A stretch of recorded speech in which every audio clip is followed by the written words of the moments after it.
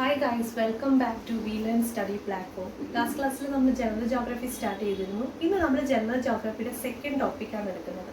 Last ക്ലാസ്സിൽ പ്ലാനറ്റ്സിന്റെ ഫോർമേഷനെ പറ്റി പറഞ്ഞു. സോ നമ്മുടെ പ്ലാനറ്റായ എർത്തിൻ്റെ സ്റ്റോറിയാണ് ഇന്ന് നമ്മൾ ഡിസ്കസ് ചെയ്യുന്നത്. സോ ആഫ്റ്റർ ബിഗ് ബാങ് എന്താ സംഭവിച്ചത്? യൂണിവേഴ്സ് എക്സ്പാൻഡ് ചെയ്തുകൊണ്ടിരിക്കുകയാണ്. സോ ഏകദേശം ഒരു 4.5 ബില്യൺ ഇയേഴ്സ് എഗോ എർത്ത് എന്ന് പറഞ്ഞു കഴിഞ്ഞാൽ എർത്തിൽ ഒരു ഓർഗാനിസം ഇല്ല, ഓക്സിജൻ ഒന്നുമില്ല, ഒരു വല്ലാത്തൊരു കണ്ടീഷനിലാണ് നിർത്തിരുന്നത്. സിമ്പിൾ ആയിട്ട് പറഞ്ഞാൽ എർത്ത് ഒരു ഹോട്ട് ബോളായിരുന്നു. അങ്ങനെയാണെങ്കിൽ എർത്തിനെ ഇങ്ങനെ ഹോട്ടായിട്ട് നിർത്താൻ കാരണം സൂപ്പർ നോവയിൽ നിന്ന് വരുന്ന റേഡിയേഷൻ. സോ എന്തെങ്കിലുമൊക്കെ ഹോപ്പ് കിട്ടണമെങ്കിൽ ഈ ഹോട്ട് എന്ന് പറഞ്ഞ കണ്ടീഷൻ മാറണം. എപ്പോഴൊക്കെ ഹോട്ട് കണ്ടീഷൻ ചേഞ്ച് ആവുന്നു അപ്പോഴൊക്കെ സ്റ്റെബിലിറ്റി ആണ് അറ്റൈൻ ചെയ്യുന്നത്. സോ അങ്ങനെ ഇങ്ങനെ ഹോട്ട് ബോളായിട്ട് ഇരിക്കുമ്പോഴാണ് ആസ്ട്രോയിഡ്സും മീറ്റീരിയോസും ഒരു റെയിൻ പോലെ എർത്തിൽ വന്ന് സ്ലാം ചെയ്തത്. സോ എർത്തിൽ സ്ലാം ചെയ്ത് കഴിഞ്ഞപ്പം ഇതിലുള്ള ഹെവിയർ ആയിട്ടുള്ള മെറ്റീരിയൽസ് എല്ലാം താഴെ അടിഞ്ഞു, ലൈറ്റർ ആയിട്ടുള്ള മെറ്റീരിയൽ എല്ലാം മുകളിലേക്ക് എത്തി, കുറച്ച് ആൾക്കാർ ഇവാപറേറ്റ് ചെയ്തു പോയി. സോ ഈ ഇവാപറേഷൻ നടന്നതോടുകൂടി ഈ ഹോട്ട് കണ്ടീഷൻ എന്ത് ചെയ്തു? കുറച്ചും കൂടി മിനിമൈസ് ആയി. ഈ ഒരു ഹെവിയർ ആയിട്ടുള്ള കണ്ടൻസ് കുറച്ചും കൂടി സോളിഡ് അല്ലെങ്കിൽ സോളിഡ് മെറ്റീരിയൽസ് ആയിരിക്കും അല്ലേ. ഈ ലൈറ്റർ കണ്ടന്റ് എന്ന് പറയുമ്പോൾ ഗേഷ്യസ് ഫോമിലുള്ള ആൾക്കാരായിരിക്കും. സോ എർത്ത് ഒരു പർട്ടിക്കുലർ സ്റ്റെബിലിറ്റി അറ്റൈൻ ചെയ്തപ്പോഴേക്കും ഈ സോളിഡ് കണ്ടന്റ് വേരിയേഷൻ സംഭവിച്ചിട്ടാണ് എന്തായിട്ട് മാറിയത്? Crest, mantle. ആൻഡ് ഈ ഗേഷ്യസ് കണ്ടന്റ് ആണ് അറ്റ്മോസ്ഫിയർ ആയിട്ട് മാറിയത്. സോ എർത്തില് ക്രസ്റ്റ് വന്നു, മാന്റിൽ വന്നു, അറ്റ്മോസ്ഫിയർ വന്നു. ഇനി പറയാൻ പോകുന്നത് ശരിക്കും പറഞ്ഞാൽ ജിയോളജിക്കൽ ടൈം സ്കെയിൽ ഉണ്ട്. സത്യത്തിൽ നമ്മൾ ജിയോളജിക്കൽ ടൈം സ്കെയിൽ ജിയോമോർഫോളജിയിലാണ് പഠിക്കുന്നത്. പക്ഷെ ഞാൻ ജസ്റ്റ് ഒന്ന് ബേസിക് പറഞ്ഞുതരാം. അതായത്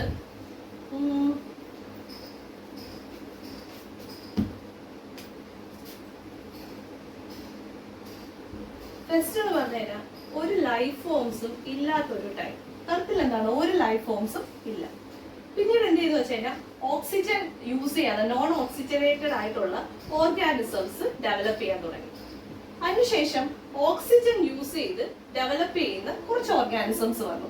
പിന്നെ ഡൈനോസർ വന്നു, ഡൈനോസർ എക്സ്റ്റിൻഡ് ആയി, പിന്നീട് ഒരു ഐസേജ് വന്നു, ലാസ്റ്റ് ഫൈനലി ഒരു ഹ്യൂമൻ എവിഡൻസസ് ഐഡന്റിഫൈ ചെയ്യാൻ തുടങ്ങി. സോ ഇതിന് എല്ലാം ഓരോ കാലഘട്ടമുണ്ട്, ഇതിനെല്ലാം ഓരോ പേരും ഇട്ടിട്ടുണ്ട്. ഇതിനെയാണ് നമ്മൾ ജിയോളജിക്കൽ ടൈം സ്കെയിൽ എന്ന് പറയുന്നത്. ഡീറ്റെയിൽ ആയിട്ട് നമ്മൾ ജിയോമോർഫോളജി പഠിക്കും. സോ ലൈഫ് ഫോംസ് ഇല്ലാത്ത ആ ഒരു പീരീഡിനെ വിളിക്കുന്ന പേരാണ് ഹേഡിയൻ ഇയോൺ. സോ ഹേഡിയൻ ഇയോൺ ടൈമില് എർത്തിന്റെ കണ്ടീഷൻ എന്ന് പറഞ്ഞു കഴിഞ്ഞാൽ ഞാൻ നേരത്തെ പറഞ്ഞു അറ്റ്മോസ്ഫിയർ ഡെവലപ്പ് ആയില്ലേ. ഈ അറ്റ്മോസ്ഫിയർ എന്ന് പറഞ്ഞ ഒരു നെബുലാർ കണ്ടീഷനിലാണ്. നെബുലാർ എന്ന് പറഞ്ഞാൽ ഒന്നുമില്ല, അറ്റോമിക് ക്ലൗഡ് എന്നാണ് മീൻ ചെയ്തത്. സോ വളരെ ക്ലൗഡി ഫോമിലായിരുന്നു ഇരുന്നത്. അറ്റ്മോസ്ഫിയർ ഒട്ടും സ്റ്റേബിൾ അല്ലായിരുന്നു. എർത്തിന്റെ ടെമ്പറേച്ചർ കണ്ടീഷൻ വളരെ വളരെ ഹൈ ആയിരുന്നു. പിന്നെ ക്രസ്റ്റും മാന്റിലും ഡെവലപ്പ് ചെയ്തത് കൊണ്ട് തന്നെ വോൾക്കാനിക് ആക്ടിവിറ്റീസ് ഇൻക്രീസ് ചെയ്യാൻ തുടങ്ങി. സിമ്പിൾ ആയിട്ട് പറഞ്ഞാൽ ഒരു പൊട്ടിത്തെറിയുടെ കണ്ടീഷനിലായിരുന്നു ആര് നിന്നിരുന്നത്? എർത്ത് നിന്നിരുന്നത്. സോ ഇനി ഈ ഒരു കണ്ടീഷൻ മാറണമെങ്കിൽ എന്ത് വേണം? ഇവിടുത്തെ ടെമ്പറേച്ചർ ഒന്ന് മിനിമൈസ് ആവണം.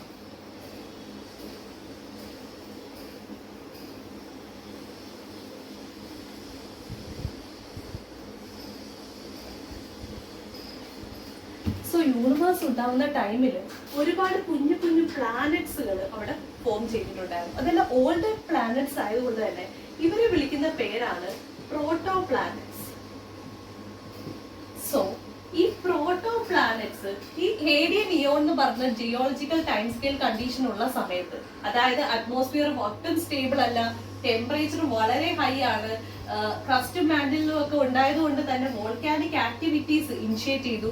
സോ ഇത്രയും ഹെലിഷ് ആയിട്ടുള്ള ഒരു കണ്ടീഷൻ, ഒരു ബൊംബാർഡ്മെന്റ് സ്റ്റേജിലായിരുന്ന ടൈമില് എന്ത് സംഭവിച്ചു എന്ന് വെച്ചാൽ ഈ പ്രോട്ടോ പ്ലാനറ്റ്സുകൾ എർത്തിൽ വന്ന് ഹിറ്റ് ചെയ്യാൻ തുടങ്ങി. സോ എർത്തില് പ്രോട്ടോ പ്ലാനറ്റ്സ് ഹിറ്റ് ചെയ്തു. സോ ഇങ്ങനെ ഒരു എന്ത് സംഭവം വന്ന് ഹിറ്റ് ചെയ്ത് കഴിഞ്ഞാൽ എന്ത് സംഭവിക്കും? എർത്തിനെ ഹിറ്റ് ചെയ്തപ്പോ 3 കാര്യങ്ങളാണ് നടന്നത്. സോ ഇതാണ് നമ്മുടെ എർത്ത്. എർത്തിൽ വന്ന് പ്രോട്ടോ പ്ലാനറ്റ് ഹിറ്റ് ചെയ്തു. ഫസ്റ്റ് നടന്നത് എന്താന്ന് വെച്ച് കഴിഞ്ഞാൽ ഒന്നെങ്കിൽ കുറച്ച് ഭാഗം ഇങ്ങനെ അടർന്നു പോകാനുള്ള സാധ്യതയുണ്ട് അല്ലേ? വന്ന് തട്ടിയുമ്പോ എന്ത് ചെയ്യും? കുറെ ഭാഗങ്ങൾ അടർന്നു പോകും. 1. അല്ലെങ്കിൽ എന്ത് ചെയ്യാം? ഒരു കുഴി ഉണ്ടാകാം. 2.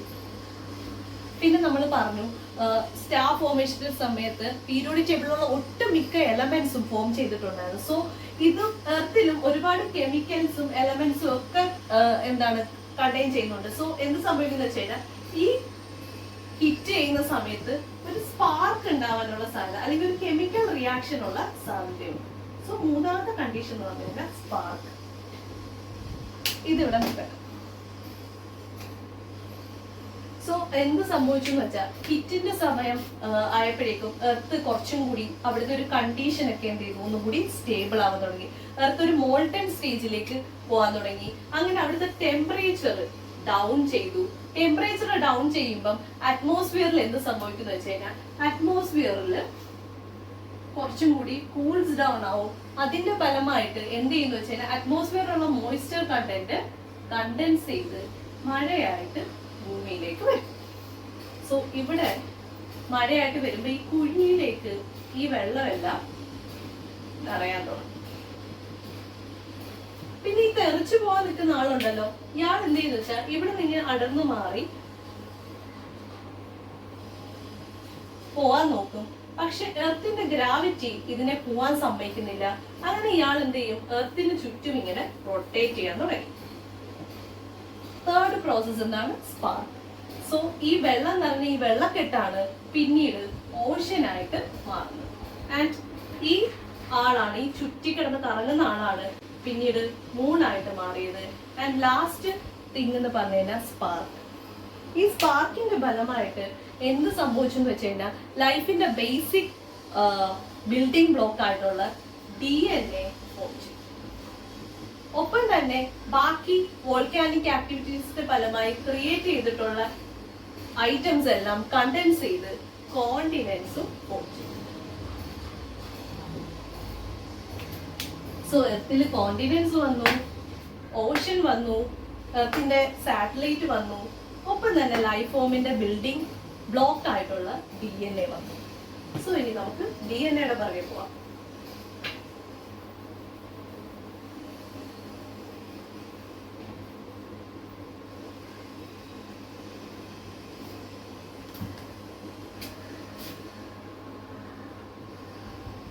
ലൈഫ് ഫോമിന്റെ ഏറ്റവും ഇമ്പോർട്ടൻ്റ് ആയിട്ടുള്ള ഒരു ഫോമാണ് DNA.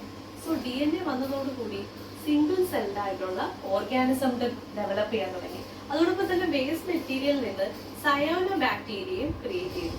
പക്ഷെ എല്ലാ ആൾക്കാരും ഓഷനിനുള്ളിലാണ് ഉള്ളത്. എന്തുകൊണ്ടായിരിക്കും എല്ലാവരുടെയും ലൈഫ് ഈ ഓഷനിനുള്ളിൽ തന്നെ ആവുന്നത്? നമുക്കറിയാം, ഈ ടൈമിലും ആരില്ല? ഓക്സിജൻ എന്ന് പറയുന്ന ആള് വന്നിട്ടില്ല. സോ ഓക്സിജൻ ഇല്ല, വിച്ച് മീൻസ് ഓസോൺ ഇല്ല. ഓസോൺ ഇല്ലാത്തത് കൊണ്ട് തന്നെ സണ്ണിൽ നിന്ന് വരുന്ന ഹാംഫുൾ റേഡിയേഷൻ തടയാനായിട്ട് ഒരു കവചം നമുക്കില്ല. അതുകൊണ്ട് തന്നെ വാട്ടറിനുള്ളിലെ ഇത്തരം ആൾക്കാർക്ക് ജീവിക്കാൻ പറ്റും. കാരണം ഈ ഹാംഫുൾ റേഡിയേഷനെ വാട്ടർ എന്ത് ചെയ്യും? തടയും. ഒരു വാട്ടറിന്റെ ഒരു ഷീൽഡിനുള്ളില് എല്ലാവരും സേഫ് ആയിരിക്കും. സോ ആ ഒരു ടൈമില് എല്ലാ ലൈഫ് ഫോംസും എന്തിനുള്ളിൽ റെസ്ട്രിക്റ്റഡ് ആയിരുന്നു? ഓഷനുള്ളിൽ റെസ്ട്രിക്റ്റഡ് ആയിരുന്നു. അങ്ങനെ ഇരിക്കുമ്പോഴാണ് എന്ത് സംഭവിക്കുന്നത് വെച്ച് കഴിഞ്ഞാൽ ഈ ഡെവലപ്പ് ചെയ്തിട്ടുള്ള പുതിയ ഓർഗാനിസംസ് സണ്ണിന്റെ എനർജി അബ്സോർബ് ചെയ്തിട്ട് പുതിയൊരു മെറ്റാബോളിക് ആക്ടിവിറ്റി ക്രിയേറ്റ് ചെയ്യും. സോ ഈ പ്രോസസ്സിനെ നമ്മൾ എന്താണ് വിളിക്കുന്നത്? ഫോട്ടോസിന്തസിസ്. സോ എർത്തില് ഏകദേശം ഒരു 3.4 to 2.4 മില്യൺ ഇയേഴ്സ് എഗോ ആണ് എന്ത് തുടങ്ങിയത്? ഫോട്ടോസിന്തസിസ് സ്റ്റാർട്ട് ചെയ്യാൻ തുടങ്ങിയത്. സോ ഫോട്ടോസിന്തസിന്റെ ഫലമായിട്ട് വരുന്ന റിസൾട്ടന്റ് എന്താണ്? ഓക്സിജൻ. സോ ഏകദേശം ഈ ഒരു ടൈമിലാണ് എർത്തിൽ എന്ത് ചെയ്തത്? ഓക്സിജൻ ഡെവലപ്പ് ചെയ്തത്.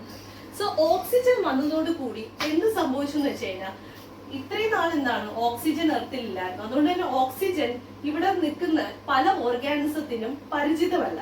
അപ്പൊ അവരെന്ത് ചെയ്യും, സഫർ ചെയ്യാൻ തുടങ്ങും. എസ്പെഷ്യലി സയാനോ ബാക്ടീരിയക്ക് ഓക്സിജൻ എന്ന് പറഞ്ഞു കഴിഞ്ഞാൽ പുതിയൊരാളാണ്. അതുകൊണ്ട് തന്നെ ഈ ഓക്സിജൻ ഇതിന് ടോക്സിക് ആയിരുന്നു. സോ എന്ത് ചെയ്തു എന്ന് വെച്ച് കഴിഞ്ഞാൽ ഓക്സിജനുമായിട്ട് സർവൈവ് ചെയ്യാൻ പറ്റാത്ത എല്ലാ ഓർഗാനിസവും എർത്തിൽ നിന്ന് തുടച്ചു മാറ്റപ്പെട്ടു. റിമൈൻ ചെയ്തിട്ടുള്ള ആൾക്കാര് എന്ത് ചെയ്തു എന്ന് വെച്ച് കഴിഞ്ഞാൽ എർത്തില് സർവൈവ് ചെയ്യാൻ തുടങ്ങി. അങ്ങനെ അവര് എർത്തിലെ എന്തായി, ഡോമിനേറ്റഡ് സ്പീഷീസ് ആയി. അവര് എർത്തിനെ പൊല്യൂട്ട് ചെയ്യാൻ തുടങ്ങി. അവർ ഓക്സിജൻ യൂസ് ചെയ്ത് മെറ്റാബോളിക് ആക്ടിവിറ്റീസ് വഴി എന്ത് ക്രിയേറ്റ് ചെയ്തു, ഫുഡ് ഡെവലപ്പ് ചെയ്ത എർത്തിൽ പുതിയൊരു ഐറ്റം അതിന്റെ റിസൾട്ടന്റ് ആയിട്ട് വരും. That is methane. സോ എർത്തിൽ ആര് വന്നു, മീഥേൻ വന്നു. മീഥേന്റെ പ്രത്യേകത എന്താണ്, മീഥേൻ ഒരു ഗ്രീൻ ഹൗസ് ഗ്യാസ് ആണ്. അതായത് ഗ്രീൻ ഹൗസ് ഗ്യാസിന്റെ ഏറ്റവും വലിയ ഇമ്പോർട്ടൻസ് എന്താണ്, ഹീറ്റിനെ ട്രാപ്പ് ചെയ്യാനുള്ള കഴിവ്. സോ എന്ത് സംഭവിക്കുന്നു വെച്ച് കഴിഞ്ഞാൽ ഈ മീഥേൻ ഹീറ്റിനെ ട്രാപ്പ് ചെയ്യാൻ തുടങ്ങി. ഹീറ്റിനെ ട്രാപ്പ് ചെയ്ത് കഴിഞ്ഞപ്പോഴേക്കും എർത്തിന്റെ ടെമ്പറേച്ചർ കണ്ടീഷൻ നല്ല രീതിയിൽ കുറഞ്ഞു. അങ്ങനെ ഏകദേശം ഒരു 300 മില്യൺ ഇയേഴ്സ് എർത്ത് ഒരു ഫ്രോസൺ സ്റ്റേജിലായിട്ട് മാറി. അതായത് എർത്ത് ആദ്യം തുടങ്ങിയപ്പോ ഒരു ഹോട്ട് ബോൾ ആയിരുന്നു. മീഥേന്റെ വരവോടുകൂടി എർത്ത് എന്തായിട്ട് മാറി, ഒരു ഐസ് ബോൾ ആയിട്ട് മാറി. അത് മാത്രമല്ല, ഈ മീഥേൻ ഓക്സിജനുമായിട്ട് കമ്പൈൻ ചെയ്ത് കാർബൺ ഡൈ ഓക്സൈഡ് ഡെവലപ്പ് ചെയ്തു. സോ കാർബൺ ഡൈ ഓക്സൈഡിന്റെ വരവോട് കൂടി ഫോട്ടോസിന്തസിസ് എന്ന് പറഞ്ഞ പ്രോസസ്സ് ഡെവലപ്പ് ചെയ്യാൻ തുടങ്ങി. അങ്ങനെ പ്ലാന്റ്സ് ഫോം ചെയ്യാൻ തുടങ്ങി. പ്ലാന്റ്സ് എന്ത് ചെയ്തു, സണ്ണിന്റെ എനർജിയും കാർബൺ ഡൈ ഓക്സൈഡും വെച്ച് എന്ത് ചെയ്തു, മെറ്റാബോളിക് ആക്ടിവിറ്റീസ് സ്റ്റാർട്ട് ചെയ്തു. അതിന്റെ റിസൾട്ടന്റ് ആയിട്ട് ഓക്സിജൻ വന്നു. ഈ ഓക്സിജൻ അറ്റ്മോസ്ഫിയറിൽ എൻട്രി. സോ എന്ത് സംഭവിച്ചു, അറ്റ്മോസ്ഫിയറിൽ ഓസോൺ എൻട്രി ചെയ്യാൻ തുടങ്ങി. അതിന് പർട്ടിക്കുലർ ടൈം എത്തിയപ്പോഴേക്കും ഓസോണിന് ഒരു ഫിക്സ്ഡ് ആയിട്ടുള്ള ഒരു തിക്നെസ് അറ്റൈൻ ചെയ്യാൻ പറ്റി. സോ ഈ തിക്നെസ് നമ്മളെ ഹാർംഫുൾ റേഡിയേഷനിൽ നിന്ന് ഹെൽപ്പ് ചെയ്യാൻ തുടങ്ങി. അതിനുശേഷമാണ് എർത്തില് ഒരു ഡൈവേഴ്സ് ആയിട്ടുള്ള ഓർഗാനിസംസ് ഡെവലപ്പ് ചെയ്യാൻ തുടങ്ങിയത്. പക്ഷെ നമുക്ക് കൂടുതൽ ബയോളജി ഒന്നും അറിയണ്ട, പക്ഷെ ഒരു ബേസിക് ഐഡിയ പറഞ്ഞുതരാം. ഏകദേശം ഒരു 540 മില്യൺ ഇയേഴ്സ് ആയപ്പോഴേക്കും ഹാർഡ് ഷെൽഡ് ആയിട്ടുള്ള ഇൻവെർട്ടിബ്രേറ്റ് എർത്തിന് ഫോം ചെയ്യാൻ തുടങ്ങി. ഈ ഇൻവെർട്ടിബ്രേറ്റിന് വേരിയേഷൻ സംഭവിച്ചാണ് എന്തുണ്ടായത്, ഏജ് ഓഫ് ഫിഷസ് ക്രിയേറ്റ് ചെയ്യാൻ തുടങ്ങി. 1000 വെറൈറ്റീസ് ഓഫ് ഫിഷസ് ഡെവലപ്പ് ചെയ്യാൻ തുടങ്ങി. പക്ഷെ എന്ത് ചെയ്യുന്ന വെച്ചാൽ ഇപ്പൊ ഫഞ്ചയും എല്ലാരും എർത്തിന് ഫോം ചെയ്യുവാണ്. ഒരുപാട് ഡൈവേഴ്സ് ആയിട്ടുള്ള ഓർഗാനിസംസും സ്പീഷീസും എല്ലാം പ്ലാന്റ്സും എല്ലാം എർത്തിൽ ക്രിയേറ്റീവ് ആണ്. പക്ഷെ ഇവരുടെ ലൈഫ് എല്ലാം എവിടെ റെസ്ട്രിക്റ്റഡ് ആയിരുന്നു, ഓഷനിൽ തന്നെ റെസ്ട്രിക്റ്റഡ് ആയിരുന്നു. അതുകൊണ്ട് തന്നെ ഫുഡ് ചെയിന്റെ സ്ട്രഗിൾ എല്ലാവരും അനുഭവിക്കുന്നുണ്ടായിരുന്നു. അപ്പൊ പ്രിഡേറ്റേഴ്സിൽ നിന്ന് രക്ഷപ്പെടാൻ വേണ്ടി കുറെ പേര് ശ്രമിക്കും. അങ്ങനെ ഈ ഫിഷ് ഒക്കെ ഉണ്ടല്ലോ എന്ത് ചെയ്യുന്ന വെച്ചാൽ ലാൻഡിലേക്ക് ഇറങ്ങാൻ തുടങ്ങും. ഇനി ഈ ലാൻഡിലേക്ക് ഇറങ്ങി കഴിയുമ്പോഴാണ് ഇതിന് വേരിയേഷൻ സംഭവിച്ചാണ് അടുത്ത ആള് വരുന്നത്, ഏജ് ഓഫ് ആംബിബിയൻസ്. അങ്ങനെ നല്ല വെറൈറ്റീസ് ഓഫ് അനിമൽസ് എർത്തിൽ ഫോം ചെയ്യാൻ തുടങ്ങി. അങ്ങനെ ഇരിക്കുമ്പോഴാണ് ഞാൻ നേരത്തെ പറഞ്ഞ ജിയോളജിക്കൽ ടൈം സ്കെയിൽ ഉണ്ടല്ലോ, അതില് രണ്ടാമത്തെ ആള് വരുന്നത്. ആ ഇറയെ വിളിക്കുന്ന പേരാണ് പെർമിയൻ ഇറ. ഏകദേശം ഒരു 250 ബില്യൺ ഇയേഴ്സ് എഗോ ഉള്ള ഒരു കാര്യമാണ് പറയുന്നത്, മില്യൺ ഇയേഴ്സ് എഗോയിലുള്ള കാര്യമാണ് പറയുന്നത്. അതായത് ആ ഒരു പീരീഡിനെ നമുക്ക് പെർമിയൻ ഇറ എന്ന് വിളിക്കാം. എന്ത് സംഭവിച്ചെന്ന് വെച്ച് കഴിഞ്ഞാൽ എർത്തിൽ ഇപ്പോൾ ഉണ്ടായിരുന്ന കണ്ടീഷനൊക്കെ പെട്ടെന്ന് കൊളാപ്സ് ആയി. അതായത് റെയിൻഫാൾ ഒന്നുമില്ല, വളരെ dry condition, dry and hot condition. So എന്ത് ചെയ്തു എന്ന് വെച്ച് കഴിഞ്ഞാൽ ഇവിടെ വന്ന് ഈ ഡൈവേഴ്സ് സ്പീഷീസിനൊക്കെ ഇതൊരു പുതുമയുള്ള കാര്യമായിരുന്നു. അതുകൊണ്ട് തന്നെ ഇവർക്ക് എന്ത് ചെയ്യാൻ പറ്റില്ല, ഇവിടെ സർവൈവ് ചെയ്യാൻ പറ്റാതെ വന്നു. അങ്ങനെ എന്ത് ചെയ്തു എന്ന് വെച്ച് കഴിഞ്ഞാൽ 95% ഓഫ് ഓർഗാനിസം എക്സ്റ്റിൻറ്റ് ആയി. 5% റിമൈനിങ്. പ്ലസ് പുതിയൊരു ഏജ്, അതായത് ഈ ഒരു പുതിയ എന്താ പറയാ കണ്ടീഷനെ അഡാപ്റ്റ് ചെയ്യാൻ പറ്റിയ പുതിയ ആൾക്കാർ വന്നു. ആ ആളാണ് age of reptiles. So reptiles വന്നു, റെപ്റ്റൈൽസിന് വേരിയേഷൻ സംഭവിച്ചു, റൈനോ വന്നു. ഇവര് തമ്മിൽ ഒരു ഫൈറ്റ് നടന്നു. അങ്ങനെ അങ്ങനെ അങ്ങനെ അങ്ങനെ അങ്ങനെ എർത്തില് ഒരു ഡോമിനന്റ് സ്പീഷീസ് ഡെവലപ്പ് ചെയ്തു. അതായത് നമുക്കറിയാം ആദ്യത്തെ ടൈമിൽ എർത്തിൽ ഒറ്റ ഒരു കോണ്ടിനെന്റേ ഉള്ളായിരുന്നുള്ളൂ. ആ സൂപ്പർ കോണ്ടിനെന്റിന്റെ പേരാണ് പാൻജിയ. ഈ പാൻജിയയില് ഒരു ഡോമിനന്റ് സ്പീഷീസ് വരുവാണ്. അയാളാണ് ഡൈനോസർ. ഏകദേശം 160 മില്യൺ ഇയേഴ്സ് ആണ് ഡൈനോസർ എർത്തിൽ അടക്കി വാഴുന്നത്. അപ്പൊ ഈ ഡൈനോസർ വന്നതോട് കൂടി ഇയാൾ മാത്രം അങ്ങ് ഡോമിനന്റ് ആവുകയാണല്ലേ. ഇയാൾ ഇവിടുന്ന് പോവണമെങ്കിൽ എന്തെങ്കിലും ഒരു വേരിയേഷൻ സംഭവിക്കണം. അതിനു വേണ്ടിയാണ് എർത്തിൽ പുതിയൊരു സംഭവം നടന്നു, plate tectonics or continental drift. എർത്തിന്റെ മാൻറ്റിലും ക്രസ്റ്റിലും ഒക്കെ ഉള്ള പാളികൾ മൂവ് ചെയ്യാൻ തുടങ്ങി. അപ്പൊ ഈ എർത്ത്ക്വേക്ക് പറയത്തില്ല, അത് കണക്ക് തന്നെ ഈ പാളികൾ മൂവ് ചെയ്യാൻ തുടങ്ങിയപ്പോൾ എന്ത് സംഭവിച്ചു വെച്ചാൽ ഈ പാഞ്ചി എന്ത് ചെയ്യും, അങ്ങ് സ്പ്ലിറ്റ് ആവും. പിന്നെ ഈ കോണ്ടിനെന്റ് പല വഴിക്ക് നീങ്ങാൻ തുടങ്ങും. കോണ്ടിനെന്റ് നീങ്ങിക്കഴിഞ്ഞാൽ ആരും നീങ്ങും, ഡൈനോസറും നീങ്ങും. അപ്പൊ ഈ ചില ഡൈനോസർ എന്ത് ചെയ്യും, ഈ ഒരു മൂവ്മെന്റിനെ സ്ട്രഗിളിൽ നിന്ന് രക്ഷപ്പെടാൻ പല വഴികൾ നോക്കൂല്ലേ. അങ്ങനെ ഡൈനോസറിൽ തന്നെ 2 പേരുണ്ടായി. കുറച്ചു പേര് പറക്കാൻ പഠിച്ചു, കുറച്ചു പേര് പറക്കാൻ പറ്റാത്തത്. അതായത് ഏവിയൻ ആയിട്ടുള്ള ഡൈനോസറും വന്നു, നോൺ ഏവിയൻ ആയിട്ടുള്ള ഡൈനോസറും ഫോം ചെയ്യാൻ തുടങ്ങി. ഓക്കെ, അങ്ങനെ എങ്കിലും ഡൈനോസർ അവിടെ ഉണ്ട്, എർത്തിലുണ്ടല്ലേ. ഡൈനോസർ എർത്തിൽ നിന്ന് പോയിട്ടില്ല, പക്ഷെ ഒരു വേരിയേഷൻ സംഭവിച്ചു. എന്താണ്, കോണ്ടിനെന്റൽ ഡ്രിഫ്റ്റ് ഒക്കെ നടന്നപ്പോൾ ഏവിയനും നോൺ ഏവിയൻ ആയിട്ടുള്ള ഡൈനോസർ ഫോം ചെയ്തു. അതിനുശേഷം അങ്ങനെ എർത്ത് ഇങ്ങനെ ഇരിക്കുമ്പോഴാണ് അങ്ങനെ പല പല കോണ്ടിനെന്റ്സുകൾ ഫോം ചെയ്തു. സൂപ്പർ കോണ്ടിനെന്റ് ഒന്നുമില്ല. അങ്ങനെ ഇരിക്കുന്ന സമയത്താണ് ഒരു ആസ്ട്രോയിഡ് വന്ന് ചെയ്തി ഭൂം.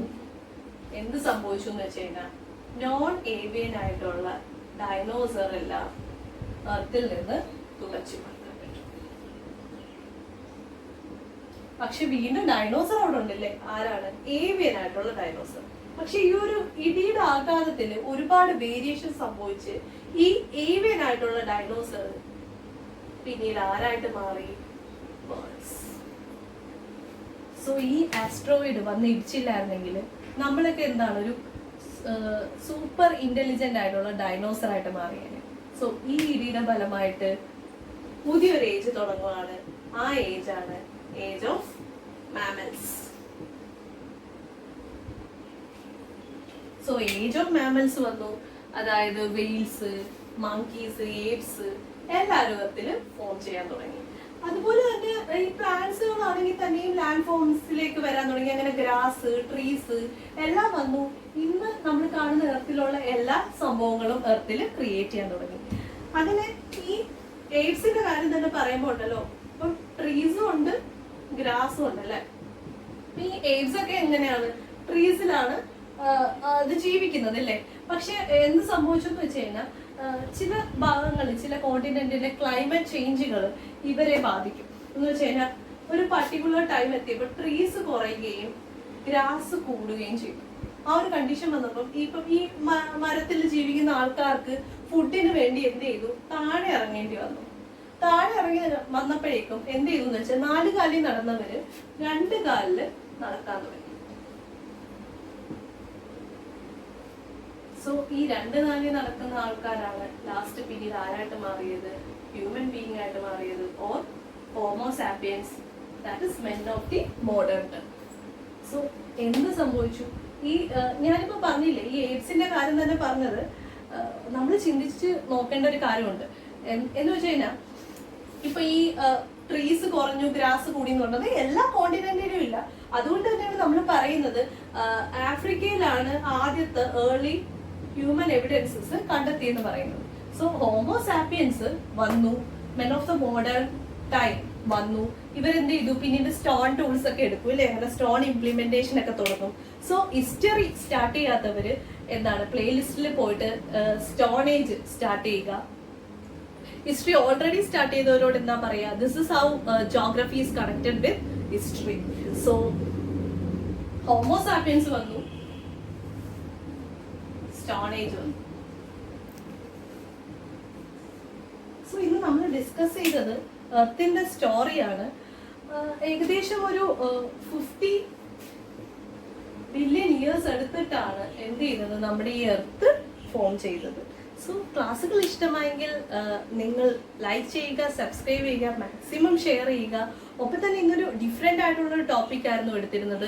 എന്നാൽ ജനറൽ ജോഗ്രഫി ആയതുകൊണ്ട് തന്നെ ഇൻ ഡെപ്തിൽ പോകേണ്ട ആവശ്യമില്ലാത്തത് കൊണ്ടാണ് ബേസിക് ആയിട്ടുള്ള കാര്യങ്ങൾ പറഞ്ഞത്. പക്ഷെ നിങ്ങൾക്ക് ഒരുപാട് കൺഫ്യൂഷൻസ് ഉണ്ടാവാനുള്ള സാധ്യതയുണ്ട്. സോ നിങ്ങളുടെ കൺഫ്യൂഷൻസും നിങ്ങളുടെ തിയറീസും എല്ലാം നമ്മുടെ കമൻറ്റ് സെക്ഷനിൽ പറയാവുന്നതാണ്. സോ ഈ 2 ടോപ്പിക്കോട് കൂടി ജനറൽ ജോഗ്രഫി കംപ്ലീറ്റ് ചെയ്യാണ്. നെക്സ്റ്റ് ക്ലാസ്സിൽ നമ്മൾ ഫിസിക്കൽ ജോഗ്രഫി ഓഫ് ഇന്ത്യ ആയിട്ട് വരുന്നതാണ്. So waiting for your valuable suggestions. Bye bye.